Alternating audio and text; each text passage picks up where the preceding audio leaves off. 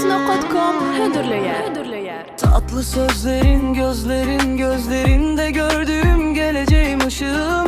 Ruhum senin, bilgi dünyan, hayatımın ince sesi sensin. Aşkım, ruhumu saran ses, kalbimde açan çiçek. Her adımım sende durur, bir bakışın yeter bana.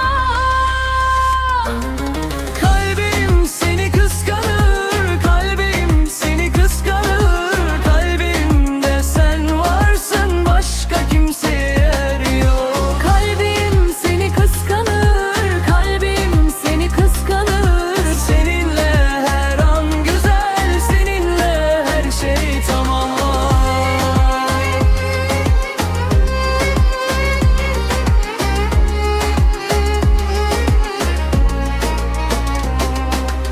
Aşkım, ruhumun en büyük müziği sensin. Kalbimde yer eden aşk sesi. Hayatım, baharım, yazım oldun. Dünyanın neşesi ve mutluluğu içimde. Senin olduğun yerin sevgisi daha da farklı. Seninle her an mutlu. Kalbimdesin, her zaman hatıraların mutun halimden. Sevgilim, tatlı dilli dostum. Seni seven güzel bir kalbin var. Seni gören herkes seni seviyor. Kalbim seni kıskanır, kalbim seni kıskanır. Kalbimde sen varsın, başka kimseye yer yok. Kalbim seni kıskanır, kalbim seni kıskanır. Seninle her an güzel, seninle her şey tamam.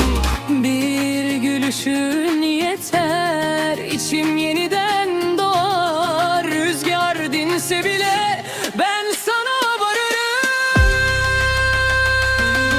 Kalbim seni kıskanır, kalbim seni kıskanır. Kalbimde sen varsın, başka kimseye yer yok.